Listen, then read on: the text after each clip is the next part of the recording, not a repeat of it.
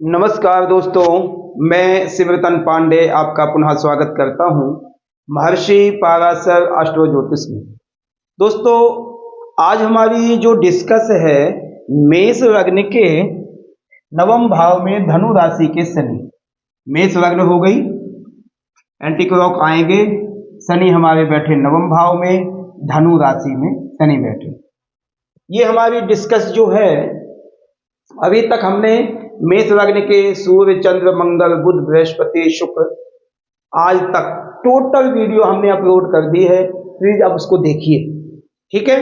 अब जो हमारी आज डिस्कस होनी है वह हमारी डिस्कस होनी है नवम भाव में धनु राशि के शनि, ठीक है। अब हम यह देखते हैं कि नवमेष कौन है हमारे। नवमेष हमारे बृहस्पति हैं, क्योंकि धनु राशि के स्वामी है, ठीक है। धनु राशि के स्वामी हमारे बृहस्पति हैं। बैठा कौन है वहां पर ग्रह? शनि। कहां बैठा है? मकर और कुंभ राशि के स्वामी होकर के धनु राशि में बैठे, यानी उन शनि की राशि क्या है? मकर और कुंभ, यानी एकादश और दसम भाव के स्वामी जाकर के भाग्य स्थान में, ठीक। जब धनु राशि में शनि जाएंगे तो आपको क्या किस किस नक्षत्रों से होते हुए जाएंगे? तो मूलंचा, पूर्वाषाढ़ा, उत्तरापादे, धनु। मूलंचा, पूर्वाषाढ़ा, उत्तरापादे, धनु। मूला, पूर्वाषाढ़ा, उत्तराषाढ़ा में जाकर के हमारी धनु राशि बनती है। मूला के 4 चरण यानी 13-20 अंश तक, पूर्वा के साढ़ा के 4 चरण 26-40 तक, उत्तराषाढ़ा के 1 अंश होगा 30 अंश, एक चरण होगा 30 अंश तक। यानी यदि शनि मूला में है तो 13-20 तक रहेंगे, पूर्वाषाढ़ा में रहेंगे तो 26-40 तक, उत्तराषाढ़ा में रहेंगे 26-40 से 30 अंश के बीच बीच में रहेंगे। इससे हमारी नक्षत्रों की गणना हो जाएगी। अब जब नक्षत्रों की गणना हो जाए तो हम उनकी स्वामियों की बात करें तो मूला के स्वामी हमारे केतु है, पूर्वाषाढ़ा के स्वामी हमारे शुक्र हैं और उत्तराषाढ़ा के स्वामी हमारे सूर्य देवता हैं, ठीक है, ओके। अब कारक की बात यदि करते हैं तो सूर्य और बृहस्पति नवम भाव के कारक हैं। सूर्य और बृहस्पति हमारे नवम भाव के कारक हैं, ओके। उच्च राशि शनि की तुला है, नीच राशि मेष है। उच्च राशि सप्तम भाव में है, नीच राशि मेष लग्न में है, ठीक है। और वहां के मूल त्रिकोण राशि शनि की क्या है? कुंभ है, जो 1-20 अंश तक है। यानी कुंभ राशि में शनि मूल त्रिकोण राशि में रहते हैं, मगर 1 से 20 अंश तक रहते हैं, उसके बाद स्वराशि हो जाते हैं। शनि की यदि आज की हम दृष्टियों की बात करें तो शनि की दृष्टि होती 3, 7, 10। 3, 7, 10 यानी 1, 2, 3 यानी एकादश भाव अपने घर को देखेंगे। उसके बाद 4, 5, 6, 7 यानी हो गया हमारा तृतीय भाव की दृष्टि पड़ गई। उसके बाद 8, 9, 10 यानी छठे भाव को देखेंगे, मित्र क्षेत्र। लगभग आज की दृष्टि भी शनि की बड़ी सॉलिड है, तीनों से अच्छा मित्रता है और अच्छे पावर है, कोई ऐसी दिक्कत नहीं है शनि के लिए, तो इसलिए हमें फायदा यहां पर करेगा शनि, ठीक। ये हमारी डिस्कस हो गई शनि के संबंध में और शनि से फायदे वाली बातें, ठीक है। अब हमें आज की पूरी डिस्कस टोटल हमें यह देखनी है कि नवम भाव में शनि का क्या फल मिलेगा। अब हम डीप में जाकर के बात करते हैं। हम नवम से शनि और गुरु की बात करते हैं। गुरु यदि नवम में वहां के स्वामी हैं, शनि वहां पर बैठे हैं, दोनों आपस में ना मित्र हैं ना शत्रु हैं, ठीक ठाक है, दोनों की स्थिति ठीक ठाक है, ऐसी कोई बुरी स्थिति नहीं है, बुरी खराब स्थिति नहीं, ठीक है। ये हमारी स्थिति हो गई शनि की। आपस में मित्रता नहीं है तो आप समझिए कि यदि आप किसी के घर में जाते हो, एक पड़ोसी है, अच्छा व्यक्ति है, तो उससे व्यवहार भी हमारे अच्छे ही होंगे, ऐसे नुकसानदायी व्यवहार नहीं होंगे, क्योंकि हम भी अच्छे उनके साथ व्यवहार करते, वो भी हमारे साथ अच्छा व्यवहार करेगा, तो हमें उस चीज का फायदा करेगा, ठीक है। नवम भाव में से हम क्या विचार करते हैं? नवम भाव एक तो सबसे पहले पिता का है, भाग्य का है, कर्म का है, यहां से हम यात्राओं का विचार करते हैं, यहां से हम अच्छा हायर एजुकेशन का विचार करते हैं। यह हमारा मुकद्दर का घर है, हम देखते क्या भाग्य आप हमारा साथ देगा, अवश्य। यह स्थिति हमारे साथ में भाग्य के भाग्य के भाव में हम देखते हैं। अब दूसरी यदि स्थिति हम और देखें, शनि यहाँ हमें क्या प्रदान करता है? शनि हमें यहाँ रुकावट प्रदान करेगा, आलस्य प्रदान करेगा, विपत्तियां प्रदान करता है, वायु तत्व है, बीमारियां भी प्रदान करता है। ऐसी चीजें हम शनि से विचार। अब दोनों ना मित्र हैं ना शत्रु हैं, एक साथ दोनों बैठे हैं, एक साथ संबंध है दोनों के। तो दोनों के जब एक साथ संबंध है तो आपको क्या फायदा करेगा? आपके भाग्य की वृद्धि होगी।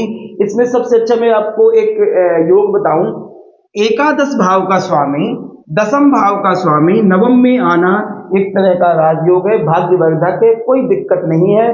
थोड़ा लेट भाग्य जग जाएगा मगर अच्छा जगेगा, जब जगेगा तो पावरफुल जगेगा, अच्छा पैसा है। ठीक क्यों? एकादश दसम का स्वामी जब जाकर के नवम में बैठेगा ना, बहुत पावर देता आपको, बहुत फायदा करता। ठीक है।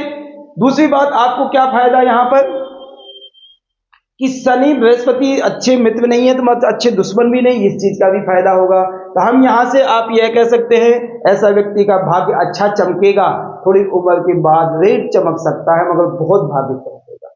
ऐसा व्यक्ति थोड़ा आलसी होगा, पहले एफर्ट्स इतनी नहीं करेगा मगर धीरे धीरे ग्रोथ बहुत अच्छी करेगा, और ऐसा व्यक्ति मेहनती होता है। ऐसे व्यक्ति के साथ संबंध, पिता के संबंध बहुत अच्छे होते हैं। ऐसे व्यक्ति को थोड़ा घूमने फिरने का भी शौक होता है, तो नवम भाव से यात्राओं का विचार करते हैं तो घूमे फिरेगा। ठीक है। और लंबी यात्रा करेगा, विदेश जाकर के स्टडी ऐसा व्यक्ति कर सकता है। ऐसे व्यक्ति के जीवन में यात्राओं से संबंधित व्यवसायिक स्थिति हो सकती है, ये फायदा होगा। ठीक है। ये चीजें हमें शनि से संबंधित हमें फायदा कर सकता है। ये शनि हमें नवम भाव में फायदा करता है, यात्राएं हमें अच्छी कराता, पिता से संबंध भी अच्छे कराएगा, कोई ऐसे किसी तरह का मेरे हिसाब से कोई नुकसान नहीं करेगा। तृतीय भाव पाद दृष्टि यदि एकादश भाव में जाता है तो अपना खुद का घर है, उनका मूल त्रिकोण राशि है, स्वराशि है, यहाँ पर और फायदा करेगा, रोजमर्रा की चीजों में फायदा करेगा, रोज का पैसा कमाने में फायदा करेगा, परोपकार करेगा, भाइयों से संबंध अच्छा कराएगा, पारिवारिक जीवन अच्छा करेगा, यात्रा का रख है, यहाँ पर आय का साधन अच्छा बनाएगा। ये हमें एकादश भाव के शनि को फायदा करेगा। तृतीय दृष्टि जब जाएगा तो फायदा करेगा। 4 5 6 7 सप्तम दृष्टि पड़ेगी हमारी शनि की तृतीय भाव। तृतीय भाव का स्वामी बुध है, शनि बुध की अच्छी मित्रता है। ये भी आपका पावरफुल योग है, कोई नुकसानदायी योग नहीं है, किसी तरह की आपको नुकसान नहीं करेगा, आपको कोई ऐसा नुकसान नहीं करेगा। यहाँ पर भाइयों आदि से, छोटे भाई बहनों से संबंध अच्छे रहेगा, साहस परिश्रम आदि करवाएगा। यहाँ के तृतीय भाव के जितने भी फल हम कहते हैं, सारे फल हमें यहाँ प्रदान शनि कर सकता है, क्योंकि शनि की सप्तम दृष्टि मित्र क्षेत्री जाकर के फायदा करेगा। दसम दृष्टि जो जानी है तो हमारे शनि की यहाँ पर आनी है शत्रु घर में। यहाँ पर हमें दुश्मन आदि से तो कोई पीड़ित की टेंशन नहीं है, हमें यहाँ दुश्मन आदि कोई परेशानी इतना नहीं करेगा, मगर यहाँ पर हमें शनि बीमारियां आदि प्रदान करेगा। यहाँ पर हमें शनि बीमारियां आदि प्रदान करेगा। उसमें हम बुध की स्थिति को देखेंगे। यदि बुध नीच आदि द्वादश भाव में बैठ गया, अष्टम भाव में बैठ गया या शत्रु क्षेत्रीय किसी राशि में बैठ गया तो आपको नुकसान करेगा, तो और बीमारियां आपको आएंगी, असाध्य बीमारियां आएंगी, परेशानियां आदि आपको आ सकती हैं। अन्यथा शनि की दसम दृष्टि यहाँ पर बीमारियां देगा, कितनी देगा वो बुध हमें बताएगा। बुध यदि अच्छा है तो कम देगा, यदि बुध भी खराब है तो आपको बीमारियों से ग्रसित करेगा। और मामा आदि संबंधों से, जो नानके आदि संबंध है, वो पक्ष भी थोड़ा कमजोर होगा, वो भी पक्ष हमारा थोड़ा कमजोर होगा, क्योंकि वो दसम दृष्टि जब शनि डालेगा तो मतभेद बनाएगा, थोड़ा बहुत विचारों में मतभेद हमारे करेगा। ठीक है, ये हमारी डिस्कस दृष्टि आदि की हो गई। अब हम नक्षत्रों की यदि बात करें तो शनि यदि मूला नक्षत्र में है तो केतु वहां के स्वामी है। शनि और केतु का आपस में संबंध ठीक है और स्वभाव भी एक जैसे, मगर एक बात का आपने ध्यान देना, अष्टम यदि नवम भाव में केतु आते हैं तो यहाँ पर आप खराब प्रभाव नहीं कह सकते। यहाँ पर प्रभाव बहुत अच्छा हो जाएगा, स्टडी में बहुत डीप में व्यक्ति चला जाता है।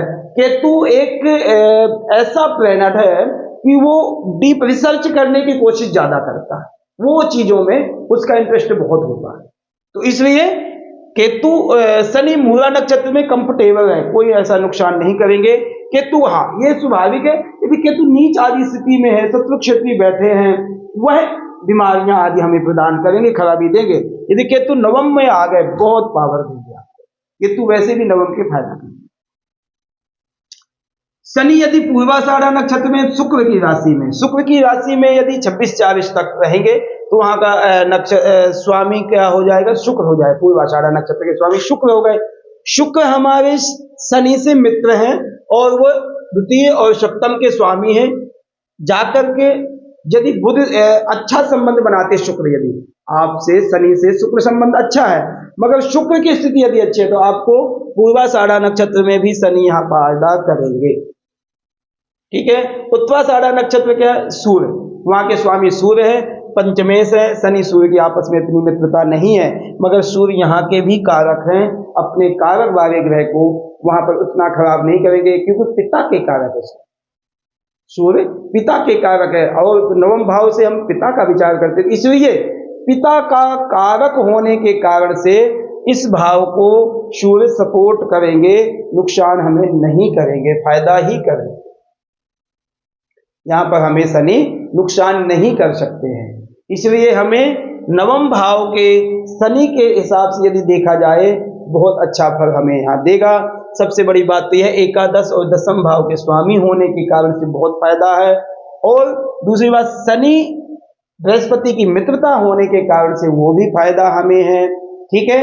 और शनि नवम का भाग्य को बढ़ावा जरूर देता है, आलस्य के कारण से थोड़ा लेट फायदा देता है, थोड़ा लेट भाग्योदय कराता है, मगर ओल्ड अवस्था अच्छी करता है। ओल्ड अवस्था यानी बुढ़ापा ऐसे व्यक्ति का अच्छा होता है, ऐसे व्यक्ति के पास धन इकट्ठा होता है और बुढ़ापे में अच्छा यूज करता है, अच्छा खर्च करता है। हाँ ये स्वाभाविक है, थोड़ा सा धार्मिक कार्यों में कम कर सकता, थोड़ा सा कम कर सकता, ज्यादा मैं नहीं कहूंगा, क्योंकि यहाँ पर बृहस्पति का प्रभाव ज्यादा है, इसलिए वो तो धर्म कर्म के स्वामी है, वो तो परोपकार के स्वामी है, वो शिक्षा के स्वामी है। उस कारण से शनि यहाँ पर बहुत पावर होगा। हमें एक चीज का मात्र ध्यान देना है, बृहस्पति हमारे नीच ना हो में या शत्रु क्षेत्र की स्थिति उतनी बेकार ना हो गए। शत्रु क्षेत्र यहाँ भी होंगे तो बृहस्पति की स्थिति अच्छी होगी कि नवमेश जाकर के द्वितीय भाव में बैठ जाएंगे, द्वितीय भाव में बैठ जाएंगे तो भी फायदा करेगा।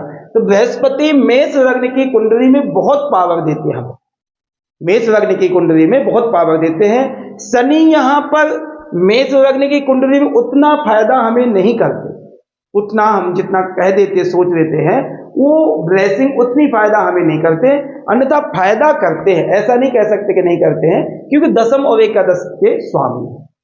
ठीक है। ये हमारी डिस्कस जो थी मेष लग्न के धनु राशि में नवम भाव में शनि जो बैठे हैं उसकी हमारी डिस्कस थी। यदि हम उपाय की बात करें तो ऐसे व्यक्ति को अपने पिता के चरण स्पर्श करने चाहिए और पिता का आज्ञाकारी बनना चाहिए, उससे आपका शनि बहुत सॉलिड बनेगा, वहां पर फल बहुत सॉलिड आपका देगा। ठीक है। प्लीज मैं अब आपसे रिक्वेस्ट करूं तो आप हमारे महर्षि पाराशर एस्ट्रो ज्योतिष को ज्यादा से ज्यादा प्लीज सब्सक्राइब करें, कमेंट करें, बेल आइकन की बटन दबाएं। यदि प्लीज आप यह करेंगे तो मुझे बहुत अच्छा लगेगा, हमारे चैनल की ग्रोथ होगी और आपको भी अच्छे अच्छे टिप्स, अच्छे अच्छे ज्योतिष की नॉलेज मैं देने की कोशिश करूंगा। प्लीज जरूर करिए। धन्यवाद।